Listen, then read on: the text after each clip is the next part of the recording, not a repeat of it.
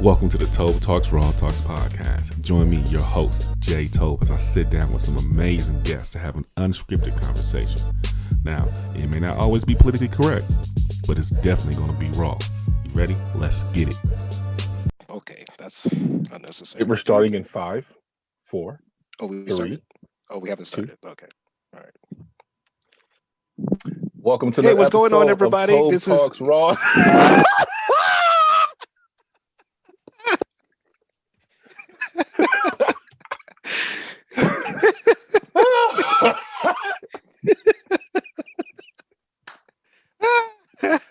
What happened? I thought you wanted me to do the intro. I thought you don't want me to do the intro. Oh, you got it. You got it. My bad. Oh, Yeah, Tolb Talks. Go do your thing. Do your thing. Tolb I'm Talks, sorry. Raw Talks, man. I'm so excited today to bring me my guest, Eddie Jackson. This is a brother of mine who I've known for a long time. Met each other in college.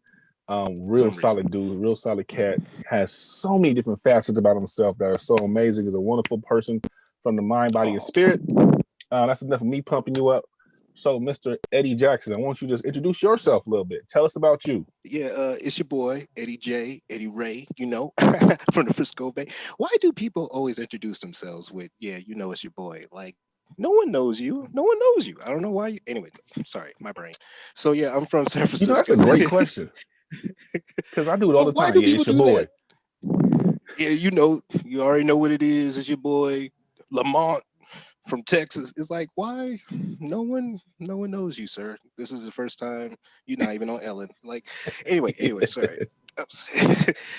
I'm from San Francisco. I met Jay Sean over at Sac State, Sacramento, California University. And we were just two thugs, selling drugs. And I'm sorry. Living in the dorms, chilling. I got a chance to meet this great brother in the dorm rooms, and we just became really close friends for many years now. And he still owes me money, so here we are. Yeah, and you still owe Alba some cereal. So listen, man. Okay, this story. We're gonna jump into these stories because we have a lot of amazing stories from college. And so we just want to jump into a couple of them, just because you and I have a conversation. This was something that was on my mind. I've been trying to ask this group of friends of mine from college for 87,000 years. Who cut my braid? Please enlighten me. Man, wow, you put me on the podcast to ask that. Look, man, that was, first and foremost, that was like damn near a decade ago. So all I could say is that I remember seeing you asleep, and I can't remember if this was because you were drunk or high. I don't remember. I don't want to put your business out there, but I'm just going to say it was loud enough for some reason for you to still be asleep. I'm just remembering you being intoxicated, but whatever. I remember seeing a certain person with some scissors in their hand. Okay. I remember a lot of y'all shouldn't do that. I was, for the audience out there, I've seen Jay Sean when he gets angry. He kind of turns into the Incredible Hulk at this particular time. He was skinny, but like when he got mad, like his muscles would just kind of like explode on him, and he would just bum rush people. So I knew not to do that. I knew not to get him in that place. So all I could say, because I already know who you think it is, and I'm just going to say that I did not see the person cut your hair, but I do know a certain individual that was carrying those scissors at that particular time. So, man, just going into these wonderful stories we have. That's just one of them, man. But we have so many, so much history with a group of guys and girls that we kind of all mesh with in this bricks, really. I just want to know, for your personal experience reflecting on college and Sac State, how did you feel about those dorm days? Just laughter. Huh? just miserable.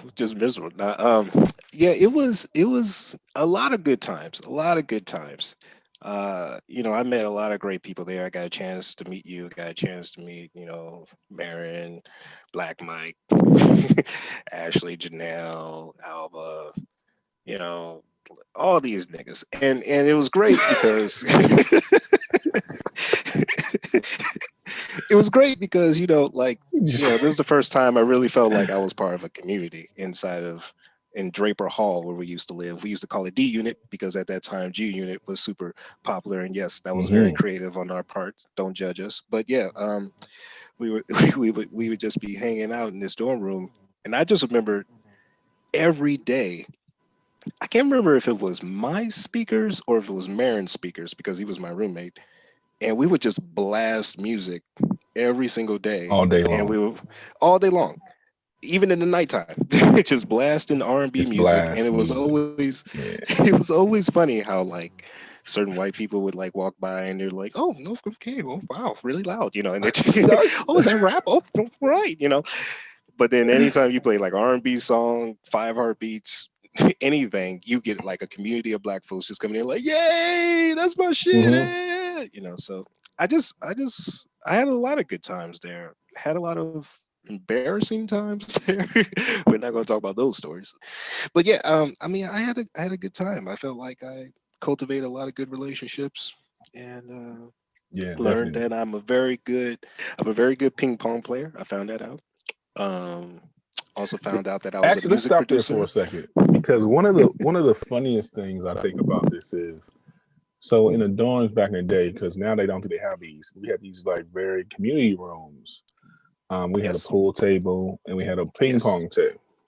yes. And so I remember one of our RAs, Philip, young Yeah, you. Philip, Yeah, he was uh, slanging rocks. Yes, he yes. was out there slinging rocks, but he was a young black African American, one of the RAs, real cool cat. We all kind of gravitate to each other. We all black, whatever.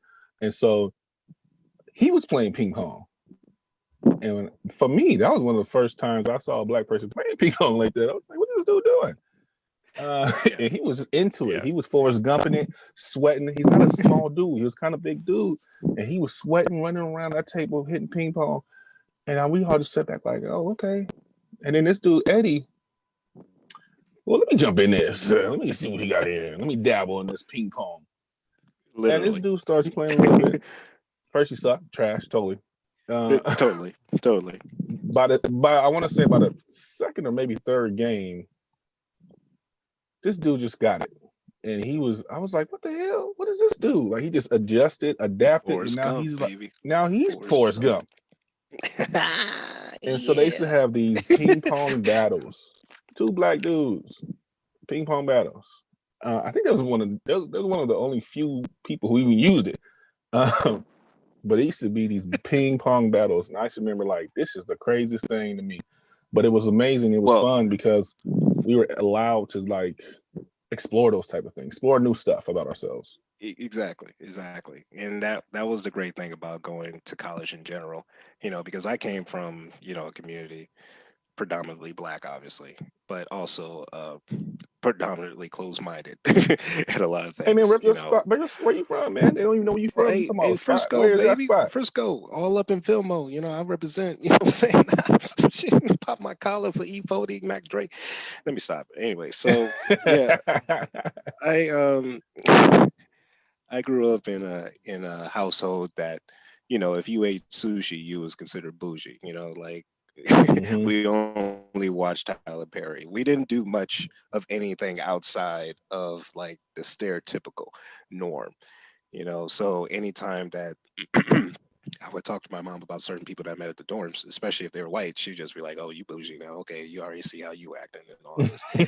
And I'd be like, "I'm just playing ping pong. Like, I don't know why Yeah. am I bougie for playing ping pong? I had Indian food. Oh, you had some nasty as Indian food.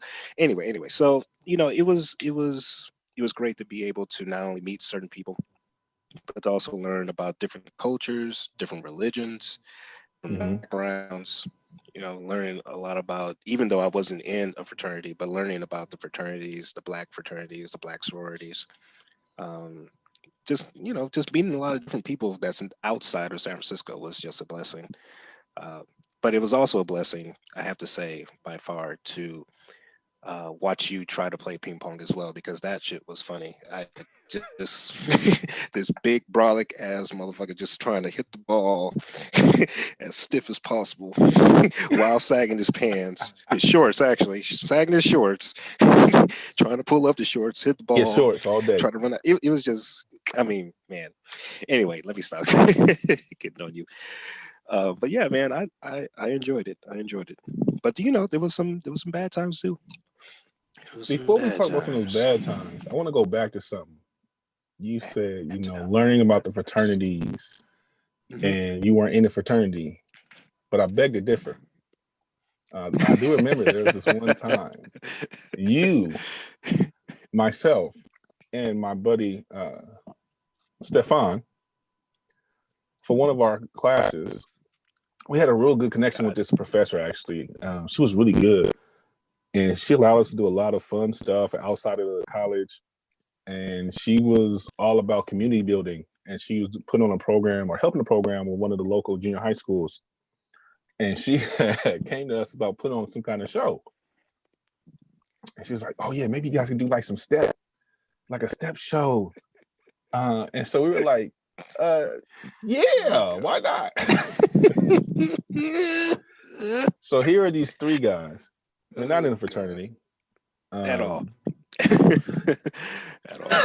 Not in a fraternity, but here are these three guys. We created our own little fake step, and at this point in time, Kanye West was really out there with his College Dropout. His album. It was big. College Dropout was huge everywhere. Mm-hmm. One of my favorite albums, actually. Yes, same here. And one of the skits on that album is this fake fraternity, Broke Five Broke. Yes, Broke Five Broke. That is right. God damn it. And the three of us proceeded to do this whole entire skit of Broke Five Broke for these junior high school students on a stage and their parents. Yeah. And make this whole fake step and everything. But the kids loved it. I just remember they loved it. They were like so excited. We actually did a lot of stuff where we created stuff. Now, one of my absolute favorite, because I did love that, and I loved like being able to do certain things for kids and stuff. Mm-hmm. Anytime I can give back to a community, that's always great for me. But one of the best times, is when we recreated the R. Kelly Trapped in the Closet episode. And we did it on stage, and it was the best time ever. Watching you as R. Kelly, episode 1 of Trapped in the Closet was by far one of the best things ever. I forget what that was for, though. I just remember a bunch of people losing their minds because that R. Kelly Trapped in the Closet just came out. From one of those videos, they were doing the whole. I don't remember. Was it? I'm pretty sure it probably was. But you're right. I just remember us going up there and people were losing their minds. Now, because the moment you laid on the bed, like this little fake bed that we created, and we're on stage, everybody's quiet, nobody knows what we're doing. And then all of a sudden that music, do do do do do do, boom, do, everyone was like, oh my God.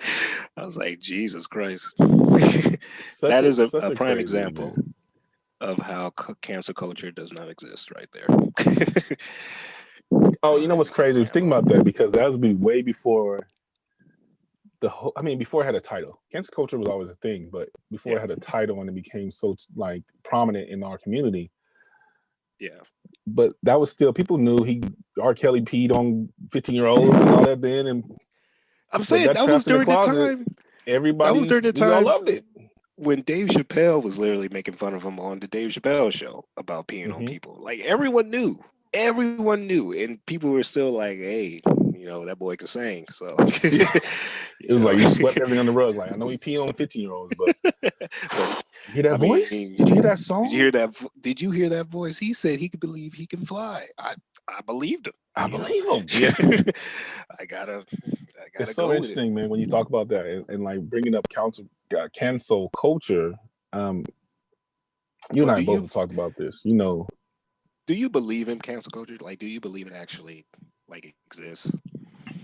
I Does mean, it work? okay, so Does it even work? for me, I don't believe in a cancel culture. I don't agree with a cancel culture. I also think cancel culture leads to more of the hive mentality, hive mind kind of mentality. Yeah. If I don't agree with somebody and their opinions and their ideas, that's me. I'm not going to push my perspective on someone else or people around me to cancel this person. You know, Mm-hmm. it just makes Mm-hmm. it doesn't make any sense. And I think for us as a community and as a society, really, we need to actually talk to these people more. If you have a different perspective of someone, that doesn't mean you just shut them down. You should have a conversation. Let's talk about it. Let's discuss it because everything's not black and white. I live in the gray. You know, I love the gray. And I know there's people who are very black and white. And I think that's what cancel culture tries to do. They try to make you feel like if you're not with us on this perspective, then you're against us, and we're done with you forever. Yep. Yep. And that to me is just like, oh, so I can have my own free thought, my own opinion. I mean, that's society in general now, and I really have to say, if anything, I really blame it on social media. Um, Social media has a way of just making you see only what you like Mm-hmm. and making you there's no conversation. You only get a like button. There ain't no dislike button. There ain't no, well, maybe a button. Yeah. There's nothing in between. It's always like you either like it or you just skip. And then you just get flooded with information that you only like. So there's no chance of you to even practice opposition. There's no chance for you to even practice listening to other Mm-hmm. people and their opinions of stuff because we just X them out. Like that's all we do. Now, I will say, if that individual did something that's against the law, like child pornography or some shit like that, then yeah, I don't mind canceling that individual. But at the same time, I only mind canceling them so they can go get help. Because that's the thing, is like we can push people out of the picture, like all these Beckys and all the people that are like, racist or prejudiced or whatever, but at the same time they're just going to stay that way. So how do we fix that? We have to get them help. A lot of this stuff is systematically instilled in them from childhood or from some trauma that they had. So, like, I mean, I just think about like all the people that are full of hate or full of prejudice, they come from a background of that. So you have to instill a different type Mm-hmm. of perspective in them. And you can only do that by, like you said, conversation or professional help that can help these people. But then, I look at things like, why I always laugh at cancel culture, because I look at things like R. Kelly and Michael Jackson, and they came out with these documentaries, and everybody's like, we got to cancel him. We got to cancel him. And one of them is dead. And the other one, the other one is like literally making more money because of the documentary, because everyone's buying Mm-hmm. his music.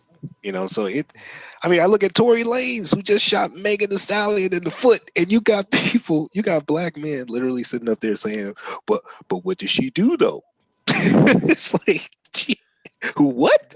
You know what's really interesting about that is what you're saying. It's like it's almost like this yin and a yang almost, Exactly. We and it's we're very much a divided country. We're either yes or no. yeah. There's no gray area. That's the funny thing, because you were saying you were in the gray area, and I'm like, I feel I'm the same way as well. But I mean, look at our politics alone. It was mainly Democratic, Republican. We don't talk about the Green Party. We don't talk about, conservatives. Nothing. It's just either this or this. I mean, shit. You can even break that down to a lot of religions as well. I You think that's a either the good popular Christian Catholic or you're in a cult. yeah, and I think that's a good point to make because none of like for example, nothing gets done if we continue this narrative where we're pitting against each other, Mhm. like it's you or me, or it's my perspective, your perspective. I actually was talking about this other day about politics, where politics is starting to become like a gang, right? And it's like you either blood or you're a crip, you're a Democrat or you're Republican. And I'm like, that's not how I do politics. Mhm. Mhm. Politics are supposed to be done on a spectrum, Mhm. whereas at the end of the day, I'm centered And there's some things I may feel a little comfortable saying I'm Republican. I'm more Republican on. And there's some things where I'm like, you know what? I agree more democratically. And but the agenda should be about the people and what's best for the people as a collective. And because that's not what we're doing, we get this like we got jumped in like, oh nigga, I'm a Democrat for life. Where you from? That's not how, to me, in my opinion, how politics should be worked or should be ran. And that's just how it is. And it's because of these politicians know how to manipulate the masses on their emotions, and they know how to push certain buttons. I've been saying this for a long time. People know this is not nothing new. I'm not a Kamala Harris or a Joe Biden supporter in the main set. But when you put them against Trump, you know, you're like, yeah, I have my issues with these two because they both have done a lot to put Black and brown people in jail and the mass incarceration, and especially I was in San Francisco working in the Fillmore, where you're from. Yes. Where I saw the direct impact of what Kamala Harris did to these communities, where she put all these fathers and Black men into jail for selling weed. And yes, should they be selling weed? Okay, that's a conversation. But when you don't have a lot of resources, you don't have a lot of opportunities, people do what they do. So instead of just throwing them in jail, we should have got those people help. And at the same exact time as these people are going to jail and getting another strike, felonies, and things like that, the weed industry was starting to bloom and blossom. Mm-hmm. And you had all these, quote unquote, well, let's just keep it real. They had all these white people who had these growing spots. They had all this municipal different things going on. I mean, but that's the history of America right there. Monetization. That's the history of America. Monetization and having that first, I don't even know what all I should say with this, but I'm just going to say white people have always had a leg up on everything, even the illegal shit. So, they're always going to put their stamp on anything that they can. And yeah, I mean, the more that weed becomes legal, you still see them in charge of everything. They're still in charge of the CDC. And the crazy part for me of it is, if we're going to legalize marijuana in all these states and we're going to decriminalize it, then those people who are in jail need to have their record expunged and they need to be released. Exactly. Because I've had family members, I've had friends, all kinds of stuff, people who go to jail who, over smoking weed, having weed. Yeah. And don't forget about the 3-strike rule. I mean, back in the day when people, they got like 15 years to life because of this bullshit of selling some weed. Like, that's ridiculous. So, and the crazy part of it is selling some weed, like you said. But if I sold some coke, which was considered a rich man's drug, aka white person's drug, you had way less harsh sentences because of the fact they knew that in Black and brown communities that was not something that we basically did. Exactly. So we definitely can go down that conversation, man, and I think that's a different conversation that needs to be had, and I think more people are having it now, though. You're starting to see more athletes who are stepping up, saying like, "Look, I'm not taking them on opioids. I'm taking this hemp oil. I'm taking this cannabis." Because that was a big thing, Yeah. It's all big business. It's all big business. And what can America do to get profit off of it? And that was a problem. They weren't getting their slice of the pie. So since we're not getting our slice of the pie, I need to come down on you 10 times harder. Hey, I mean, again, history of America. That's what it always is. As soon as you start making some money, somebody's always going to look maybe like, hey, that's my land you're making money on. Hey, that's that water you're using. Hey, that's my, it happens all the time. It is what it is. So I want to take it back to when you were in college. This is something I think a lot of people don't know about you, but they do know about you if they know you. We were all kind of just in this area where we're all trying to find ourselves at college, what you do. You came to school to be graphic design. Mm-hmm. And in that process of doing graphic design, you know, you take your general education courses. Yeah, We yeah. both had took a theater class. And for whatever reason, right, we both got into this like heavy of like, basically it was because of class, but we got started going to plays. They had us do our own monologues in the class and things. Mm-hmm. And where after the class was over, I mean, I loved it, I enjoyed it, but I kind of like, you know, kept going on this whatever path I was on. I don't even remember what I was doing at the time. Selling But drugs. you gravitated to it, and Yes. I want to kind of hear that journey. Okay. What happened, and then where did it lead to for you? Okay. Well, I'm homeless now. No, so basically, no, I it really just just started. Man, it's all fate. It's all fate by far, because I was signing up for an elective. And you know how you got like your book on the side and you gotta like type the digits in the computer for which class you want. So I had the book on the side and I saw like a basketball class. You know, I was like, all right, that's easy elective, easy A, it fits my schedule. So I'm like typing it. I can't type, so I'm looking at the book, trying to type without looking at the screen, thinking I'm doing shit. And I I hit enter and it says theater class, and I'm like, oh, it fits the schedule. I'm thinking, oh, easy A, why not? Forget it, I'll do it. And I take the class, and man, I just fell in love with it. I fell in love with being able to just, okay, on the surface, I fell in love with it because I was able to create characters and mimic a bunch of different things. But the main reason why I really loved it is because it was very therapeutic for me.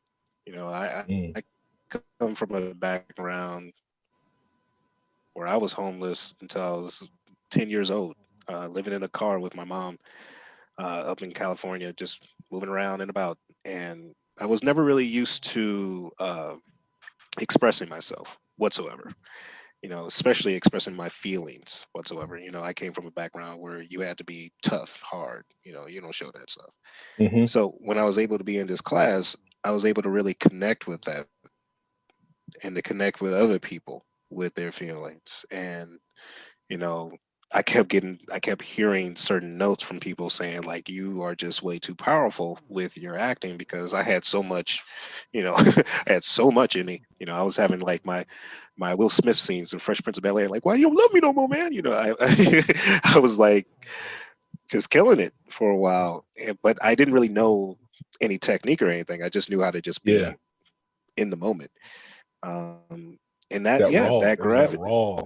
It was that raw, Raw very talent, raw raw emotion. feeling. But yeah, that bled into me exploring more into it. I started acting out in the community. Next thing I know, my mentor, excuse me, was like, "You really need to go into grad school before you graduate." And again, fate happens again. So I'm auditioning or interviewing, shall we say, for UC San Diego and ACT, American Conservatory Theater in San Francisco. And inside their building, they have all these different Ivy League schools. There's Brown, there's Tisch, NYU, Yale, all this stuff. And my friend had just came out of an audition for Yale, and she was like, "Hey, you should come with me to Columbia, and do this audition." And I'm like, "Oh, okay, I mean." I don't know if I can. She's like, it's a free walk-in. I'm like, oh, cool, cool, because you always have to pay a bunch of money to apply. So I'm like, oh yeah, yeah, let's do it. Yeah. So I go in there, do my spiel, and I could not remember. I could not, for the life of me, remember what was the name of the school. And they asked me, they're like, "Hey, we really love your work. Why you want to come to this establishment?" And I swear to God, like verbatim, this is what I said. I was like, "Yeah, I I just never thought that Columbine even had a grad school. I mean, how are you guys doing after the shootings and everything?" And they were like, "Oh, no, no, sweetie, no, it's Columbia, Columbia." I'm like, "Oh, I've never been to South America before. Like, What do I need to know Spanish? Like, I knew nothing. I knew nothing. I knew nothing. So they were like, okay, we like this guy. Because I Hey, didn't go in. you I know didn't go in what? there. That I didn't probably go. helped you and elevated you because, Exactly. right, it was Exactly. once again raw. You don't Yes. know what you don't know, but they saw the character, right? They Mhm. saw the passion, they saw the realness, they saw the truth, but it was still comical. And they're probably Yes. like, how does this dude in here interviewing with us? He don't even know where the hell we are, who I we mean, are.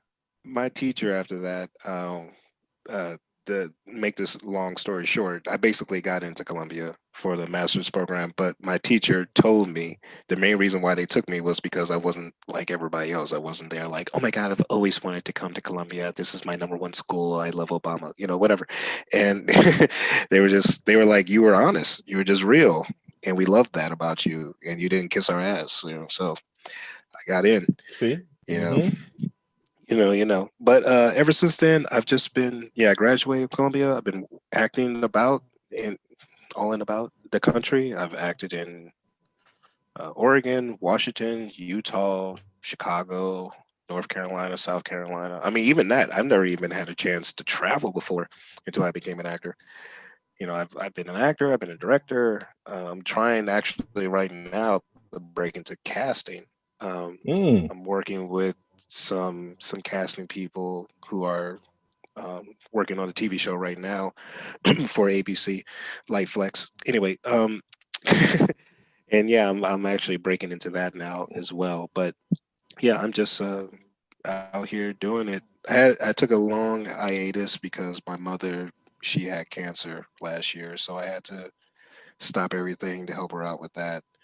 But and now because of pandemic, I'm on another hiatus, shall we say? But I'm just living my life and just proud that I was able to really fight a lot of demons as an artist, as an actor. Yo, let's talk about that because I think that's very, very important because on this grind of yours of becoming an artist and being a damn good one at that. I've seen your plays. I went to one and Hey, baby, my come on sister now. went to one when you're on the East Coast and we all talked about how Oh, amazing you your were and how sister. dynamic you were. Jesus, your But sister. on that grind, right, and dealing with family, dealing with life, dealing with bills, all the stress that comes with that. Talk to us about how are you able to overcome some of those mental barriers as well as that adversity just on your rise up to becoming the artist that you are today. I would say a lot of weed. I'm kidding. I prayed a lot. Hey,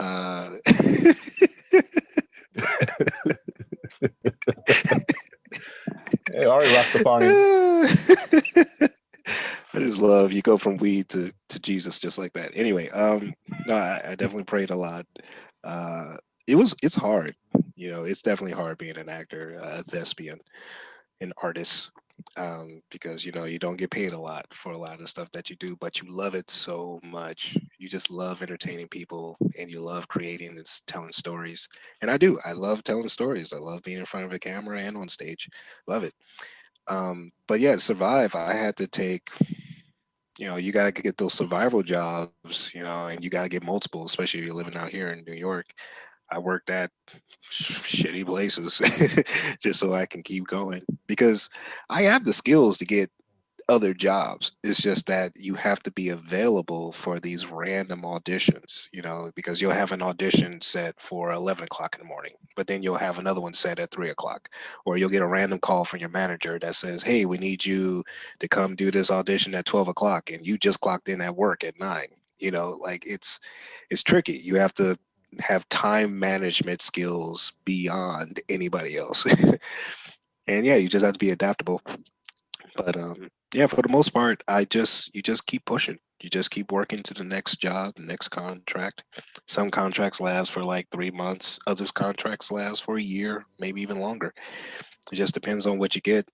Um, and yeah, I mean, sometimes you even get a job that'll last only a week, but you'll have enough money to last you until 6 months out because of whatever commercial deal you just did or TV show you just did. So, you know, yeah, it could be rough. It could be rough. It reminds me of this. It reminds me of the quote that we all know, right? About when you really love something, you have a passion for it, you'll do it for free, right? And I feel like it's amazing how you talk about faith being the beginning of this journey, because I feel that's what exactly happens to a lot of us, right? When we find our passion, it's just time. It's the time is just right. Fate just happens the way it happens, and then you have faith.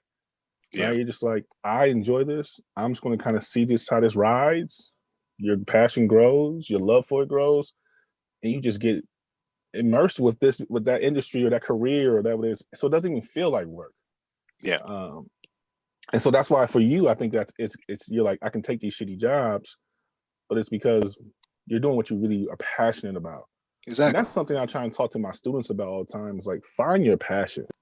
Yeah. And whatever that passion is, who cares how much money you make? Because as long as you put the work in, the money will come. The opportunities will come. That's the same thing I said to a lot of strippers, the other day. I was like, look, if you can.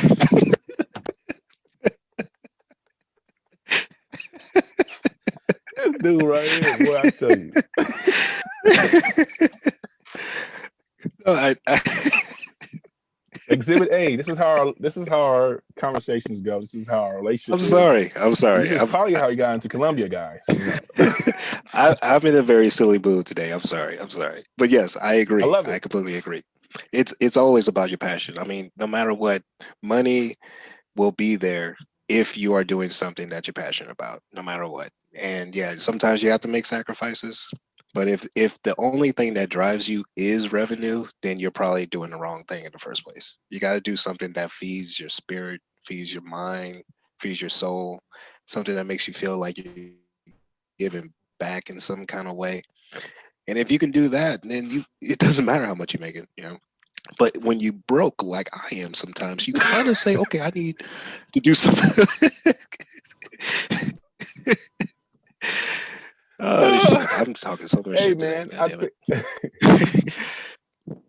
you crazy, but I do believe I'm with you, because there are those rough patches. There's all those valleys, as long as those real high peaks. But in the end, the journey is what's the beauty in it, right? To know where you've come from, what you overcame, and where you're at and where you're going.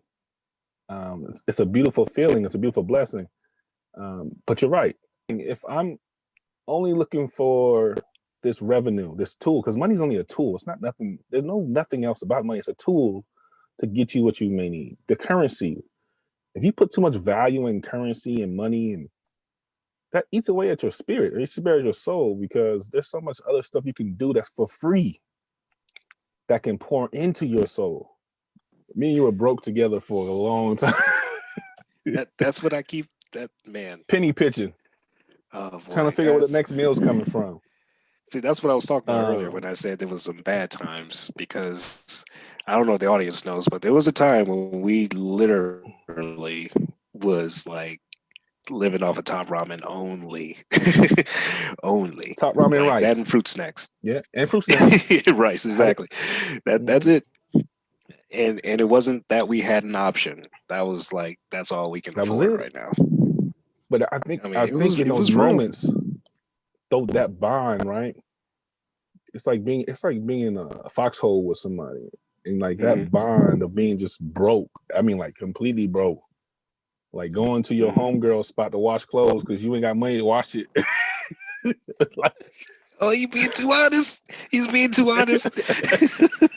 Like we just showing up. They think we're coming over to hang out. We showing up with our bags of laundry. What's up, y'all? Oh, for sure. Yeah. Hey, what's going on? Yeah, I'm just about to watch this real quick. Those moments, I think, especially when you're in college in that age group, it just teaches you so much about how to be adaptive, how to survive, and how to just figure things out. Right? We figured a whole lot out. Yeah. Sometimes we figured out some things that was good and it was positive. And there was sometimes we figured some stuff out and we was not model citizens. Yes.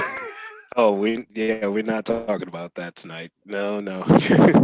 But yes, I'm proud to say that I definitely was able to learn a lot and to grow a lot. And yeah, you do learn a lot when you're in the trenches. You know, it teaches you a lot of resilience, a lot of patience too, but it Hmm. also gives you a better spearhead towards a certain goal. You know, because once you hit that bottom, you're like, okay, I don't want to touch this no more. I want to go back to floating. I want to stay up there a little bit.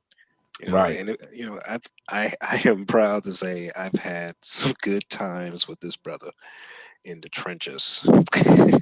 And luckily we had some friends that really helped us survive with certain Pop Tarts and whatever little Yeah. uh No, real oh shit, talk. my video. There we go. Yeah, whatever little things they can help us with. So yeah, man. You find those people, man. You find those people who you can rely on. Uh, who's not going to judge you too? You know what I mean? They could have judged us like, They did, but not as and they much. did at the Yeah. time. They did at the time, Yeah. like, Yeah. but it wasn't a. You gonna eat my cereal? Really? Okay. And also, Yeah. I will say this: we didn't have social media as as the main Yes. kind of communication lines, because if it did, they'd Yes. probably be like tweeting or on Instagram, Yes. on Facebook, these niggas came over and ate all our food, washed their clothes, and left a mess. Yeah. No, I mean, it's pretty true. It's pretty true. I mean, what you expect us to do? Shit. It's what we did. just That's how we crazy, work. man. I do appreciate you though, brother. Of course, man. I appreciate you as well. I mean, there's a lot of stories that I'm doing my best not to talk about. But yeah, I had a really good time. And it's exactly like you said. I wasn't in the fraternity, but I did feel like I was in one when it came to like our core group of the D unit or Brook Five Brook. But I Hmm. mean, hell, there was even a time I wasn't going to talk about this, but might as well. There was a time uh, where we kind of created like a rap group, you know, because I was like the producer, and we had like some songs. Go ahead, So you brother. know, Talk that. Talk luckily that. for the audience out there, there was this thing called Fruity Loops, which I'm sure is still out there. It's a music program, and They just call it FL on Studio my now. They don't even computer, call it Fruity Loops like that no more. I think the young kids call it FL Studio.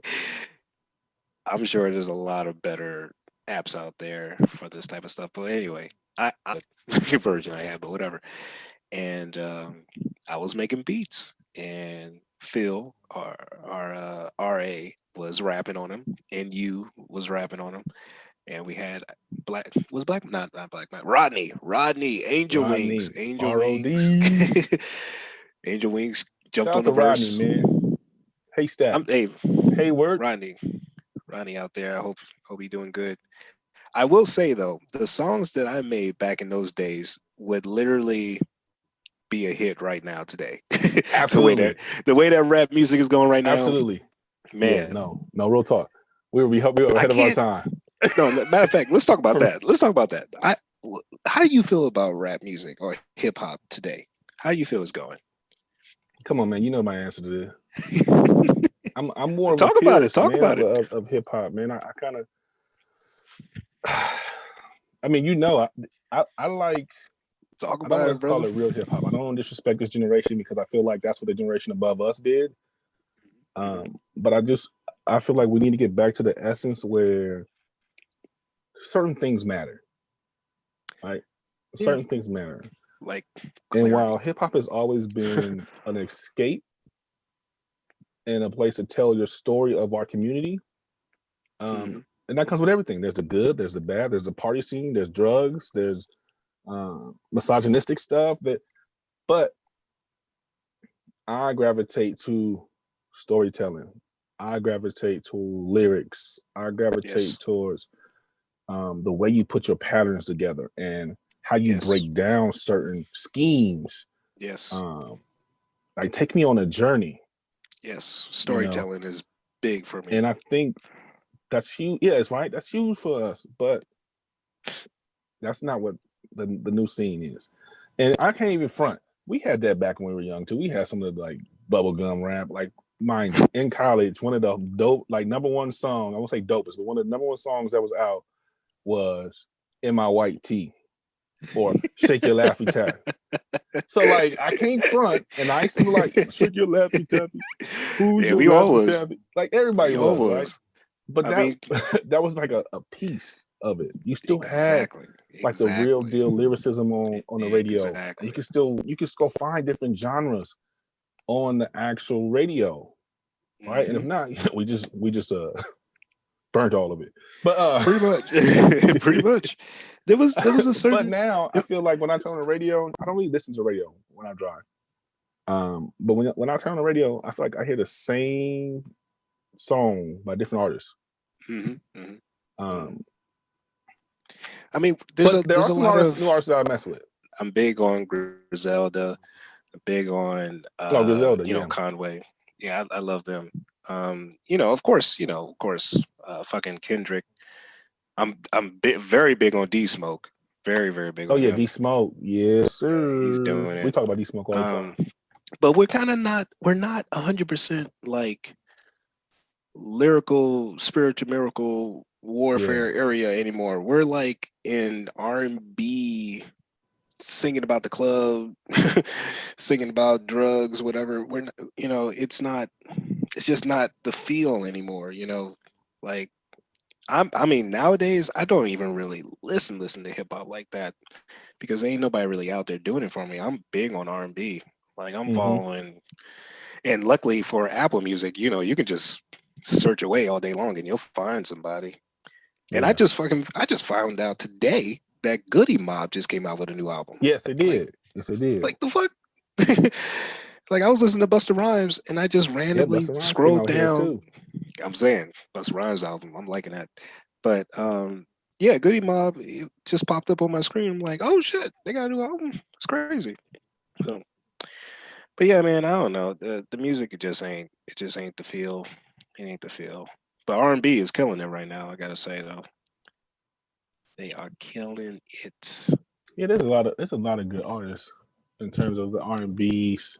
I mean, I guess we don't got neo soul no more, but so that's how old we are. We used to listen to neo soul, Indie but Indie yes. But definitely, man, that's definitely. I think music in terms of what it does for the spirit of your soul is so needed. And so just I think her name. Damn. Like I talk to my students about that kind of stuff. About like what you listen to sometimes will dictate your emotions. Will dictate how you feel, and how you respond to certain things. And a lot of the music right now is the drug induced, very emotional. Talks about some of the darker sides in life. And whereas I feel like that has its place and it's a good thing, I think sometimes it does the inverse of what they're trying to do. At least what I hope they're trying to do. I hope they're trying to shed light on these things. Yeah. And they just dwell in that. I will say that I respect the fact that rappers are now actually at a place where they feel that they can rap about depression or mental issues or whatever the case is. I think that's beautiful. But I do feel like it is sort of a fad in a way where people feel like I'm just going to rap about depression. And not to say that these people aren't depressed, but it is like you got to at least have a positive message with it. You can't just be like, oh, I'm sad for a whole album. And talking about fucking people and doing drugs and stuff. You got to have some sort of like, I can't do this no more because I'm gonna kill myself or something. Like give me something. Yeah. Also, I remember the female's name. It was Rhapsody.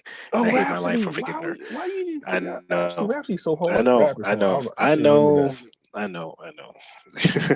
Rhapsody. I know. I'm a fucking mess. Rhapsody is like I didn't ridiculous. remember either. I should have said something. Her and Royce the 5'9". I think it's like Royce's last album. Crazy. I was playing that back to back like damn near every day. The Allegory. Man, Royce came with it. Real talk. Shout out to Royce. Yeah, shout out to Royce. Always been wrong. I know you listening, Royce. I know you listening. Yeah, you listening. But yeah, man. So I do believe the same thing. I believe like that's what music is supposed to be. It's supposed to be raw. It's supposed to be your real life, what you're going through. A lot of us are not doing well, or will mask it. and we Yes. want really to talk and really discuss like how we're feeling. And I think Yes. there's a lot of us who are trying to change that. I myself, I've been in that journey of really healing, Hmm. and talking about healing freely and being open to discussing and talk about it Well, because well, what started you on that path to discuss healing, or what even got you to say like I need to heal myself? honestly, just looking, I'm very reflective.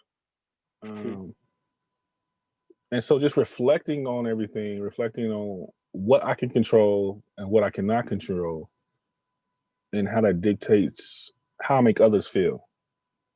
Right. And so for me being married to my wife and my natural communication is to not argue, um, and to avoid, Yes. because that's just my natural communication. I don't like to argue. I don't like to get into those back and forwards because Hmm.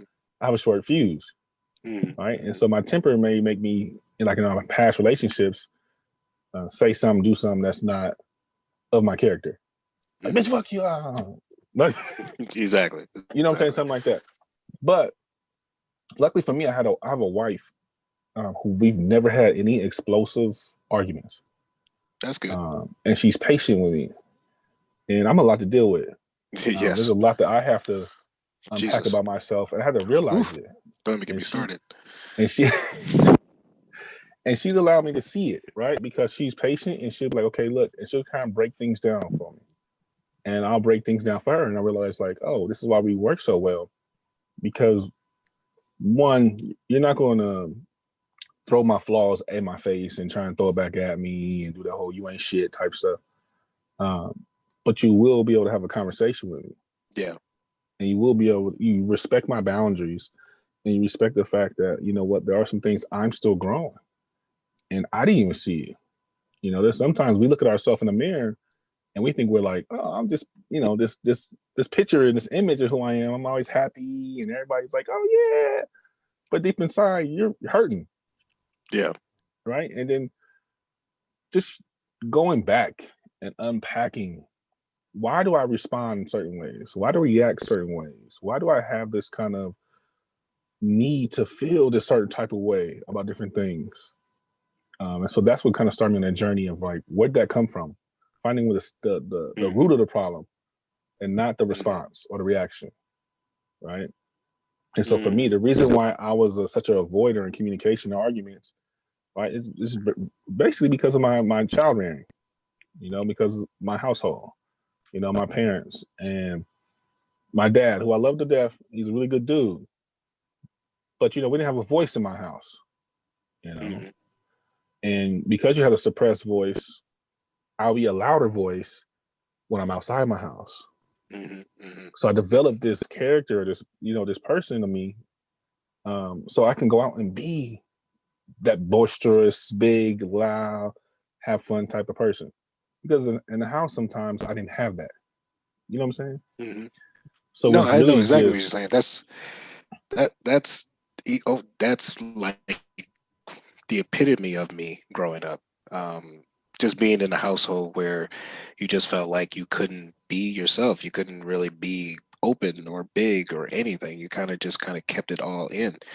You know, I mean, anytime I would even try to kind of express myself in any kind of way or express my feelings about something, it was shut down immediately. It was laughed at, it was joked about, it was, treated like it wasn't that big of a deal.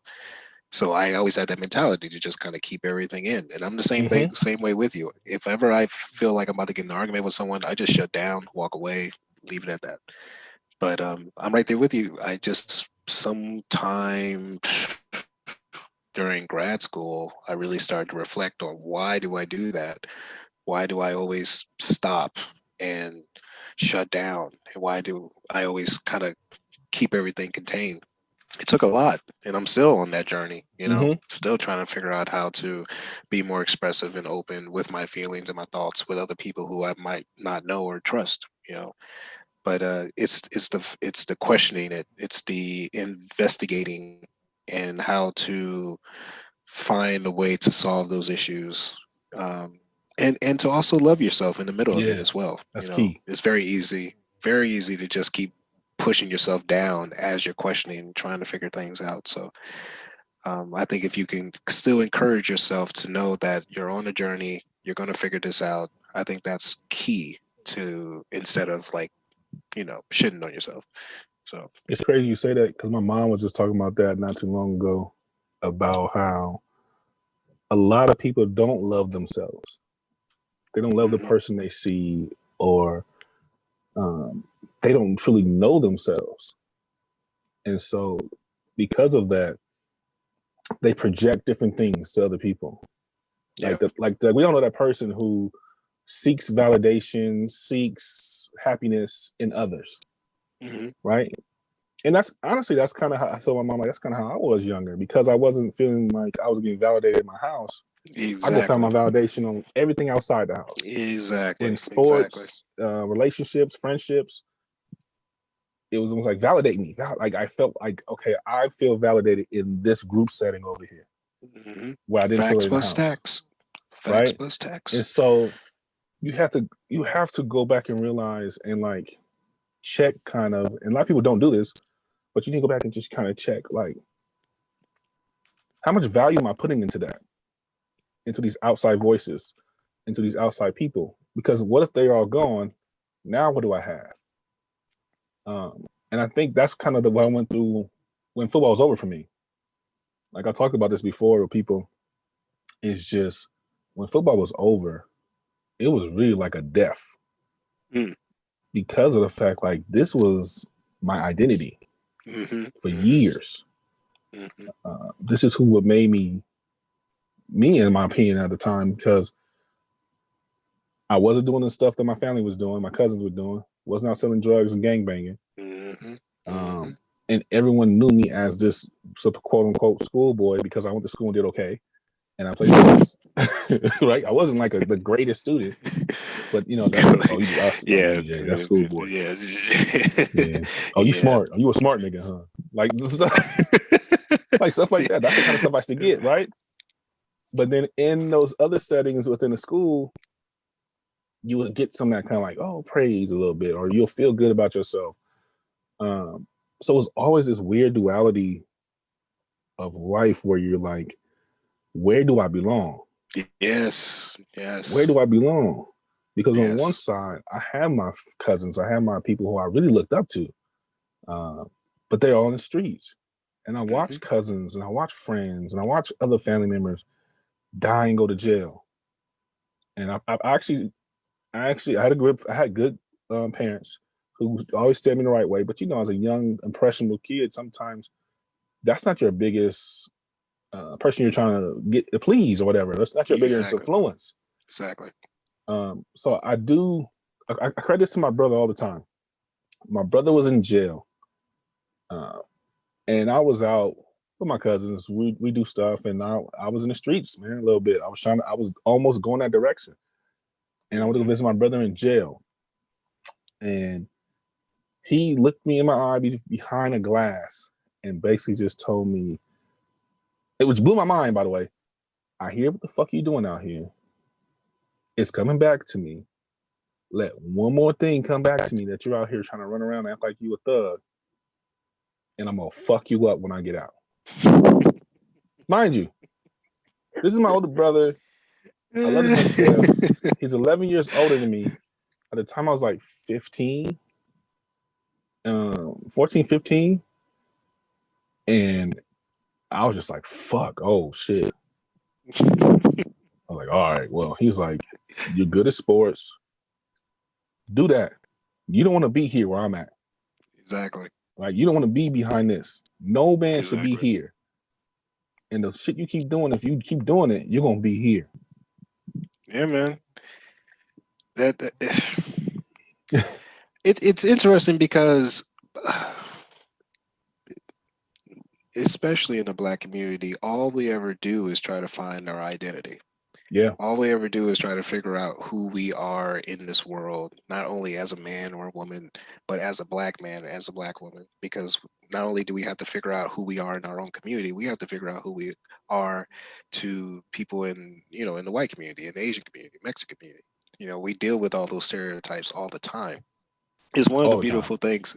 Is one of the beautiful things about our culture, because we don't have a historical background that can take us exactly, this is what tribe I was from, this is what country, exactly what land I'm from in Africa. We can't do that per se. So because of that, we have to continually create and create. Hmm. And that's why so many black people are so creative. And that's why black people are always emulated, and copied a lot, because we're the ones that have to create this shit. Yeah, Other people, they know where they come from. But we yeah, have to be like, yeah, I'm from Africa, but I'm also from Filmo, so I got to be like this. And I got a bunch of people across the street that are telling me this is what it means to be this, so I'm going to do that. And I'm right there with you. I was in the streets too for a very brief time, thank God. Everybody knows me as a smiley, happy-go-lucky guy, but hmm, I had my moment of doing some dumb shit. But luckily, which I'm not even gonna go into that story because that's a long story. But luckily, a life and death situation occurred that got me out of it. It took me out of it very quickly, early on in my life, and it was one of those things where I was trying to be part of something. I wanted to be part of the cool group. hmm. These are the people who thought I was cool. The ones that were smoking weed and stealing cars and jumping people. Like this was a group that was like, "We like you." I'm like, "Well, cool. I'll do whatever it takes for you to like me because no one liked me at home." Like I wanted that appeal, but it takes a lot sometimes to realize that those people that like you are not helping you. They're liking Yeah, you because they see you down and they want you to stay down, or yeah. It's they're huge. crying for help as It's well. real huge, bro. Because I use that now for my students. Mhm. I'm one of those dudes where I'm very transparent with my students, and I kind of tell them a lot about my upbringing. I tell them a lot about those things I've been through, Mhm. Mhm. and just those trying times like that, because I know there are kids who are going through the same thing, and I want them to see you can be different. Yeah. Just because your whole entire family is gang banging, selling drugs, or whatever, you don't have to go that route. You have a choice, Yeah. and those things are huge. Identity and where you fit in this world and this society is already placed on us most times.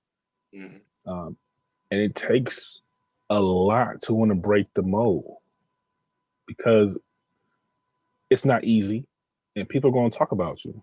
Right? They're going to talk bad about you. You're not going to laugh at you. They're going to make fun of you. Um, and people don't like going through that. Like you said, we want to be cool, right? We want to be cool. So you find either where you're cool at, or you just fit in and do what everybody Yeah. else does. Yeah. And But I, it I takes. got caught up with that too, man.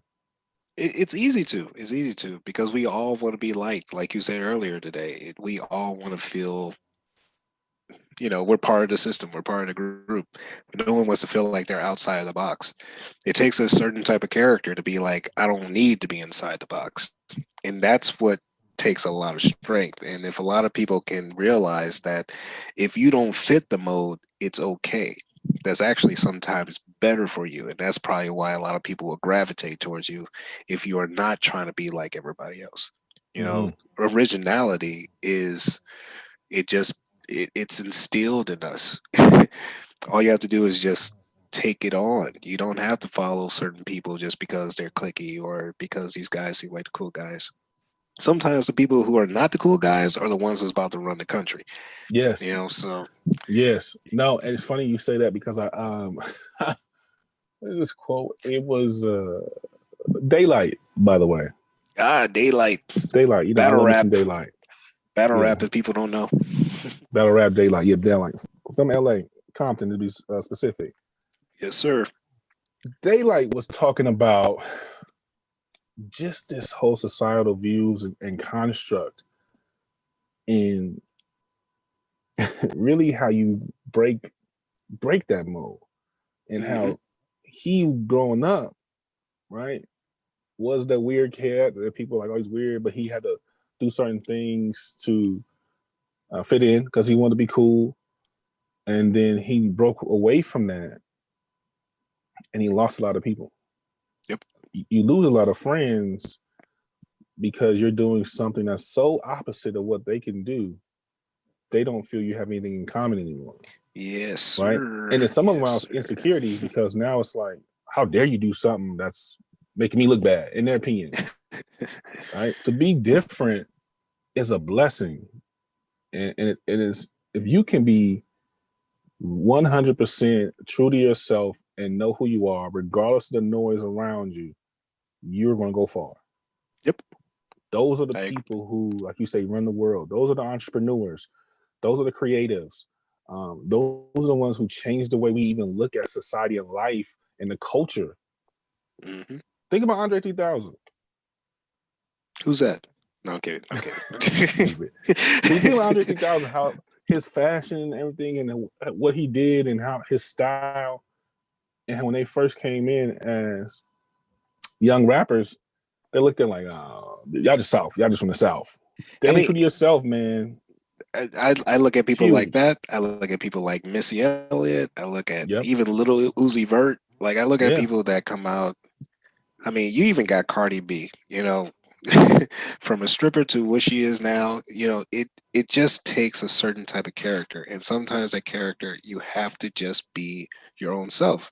Tyler, the Creator, great example. Someone who just comes out crazy weird all the time, but he is always in his own lane. And you always know who he is, and you're gonna love him or you don't.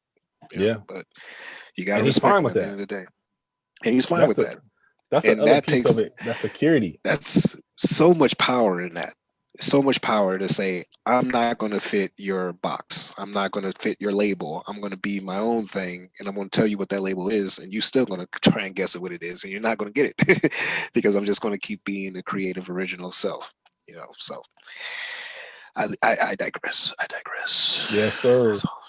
Hey, man, we've been at this for a while, man. I don't want to hold you too much, but I got a few more things. Okay. I want us to do. Okay. Right? Two more things. Actually. Right. The first is, if you could have a conversation with your younger self, you can choose what age it is. What is one thing that you would tell yourself? Get a job, nigga. No, Shit.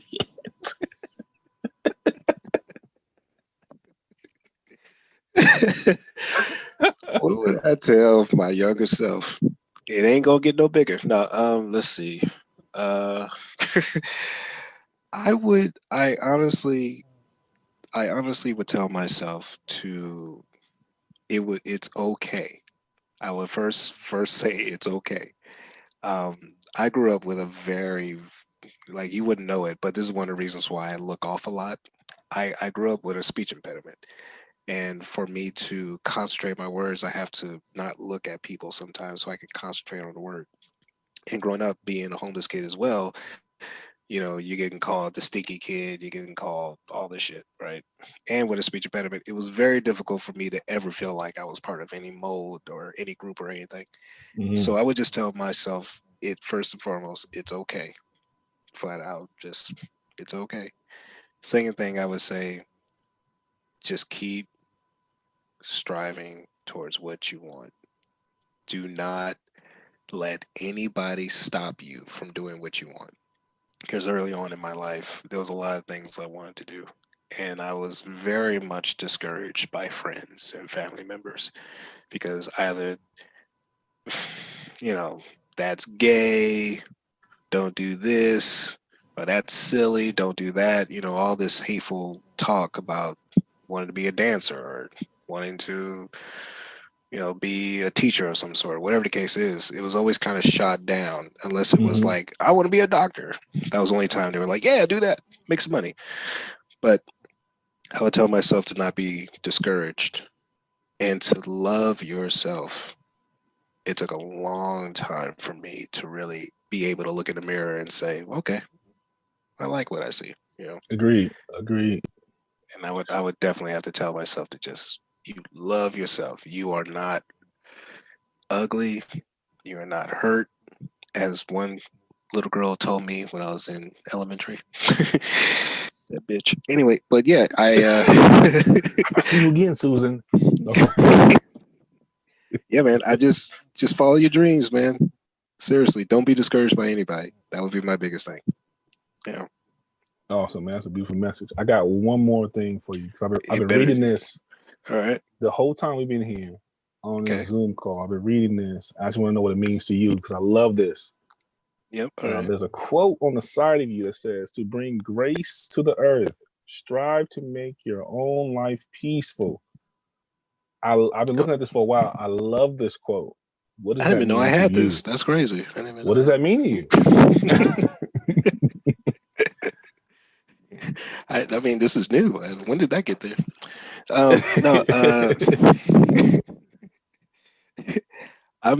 Like I said earlier, I love being able to do anything that involves like a community or giving back to kids in any kind of way. And for me, that brings me peace. Also, I'm also a baker, and I love like baking foods and giving out to people all the time. So anything that makes me feel like I'm giving back to humanity, anything that makes me feel like I'm doing something that involves other people, not for my benefit, but for their benefit. Anytime I'm doing that, it brings me peace. It makes me feel like I'm connected to Earth. Makes me feel like I'm connected to people around me. And it also makes me feel very spiritual in a lot of ways too, because I feel like I'm connecting. Because one quote that I always live by is that God lives in a temple and the temple lives inside you. And I always feel like I don't need to go to church if I know that God is here inside me. So if ever I do anything that makes me feel like I'm giving back to someone or I'm taking care of someone, or if I'm doing something that's going to make someone literally just smile, that makes me feel like I'm closer to God in some sense. So I kind of I agree always 100% with that, brother. live by this. That's part 2 or 3, or we can have that conversation too. That's a good one. I'm down. I want always to thank down for you, that. Mr. Eddie Jackson. Hey, that's what they call allowing me. To pick your brain, have this time out to just kind of have a conversation, have an openness dialogue. So thank you, sir. Of course, I really do man. appreciate it. I'm 100% down to come back on the show once you pay me my money that you owe me. All right. I ain't got it. I'm broke by broke. I ain't got it. No, I had a great time. I appreciate talking to you. I hope that you just keep doing what you're doing with the kids, and just stop selling rocks, and you're good to go, brother. I'm try. proud I'll of you. try, brother. It's hard. It's hard out here. It's hard out here for a pimp. All right, brother. Appreciate you, man. Like Thank you so very much. All right, brother. Another episode of Tolb Talks, Raw Talk. Please, as always, like, subscribe, hit the comment. We out. Yes, sir. Thanks for listening to this week's episode of Tolb Talks, Raw Talks podcast. Make sure you follow us on Instagram at TOLB_talks and subscribe to the podcast on Apple Podcasts, Google Podcasts, and Spotify so you never miss an episode. Until next time, let's get it.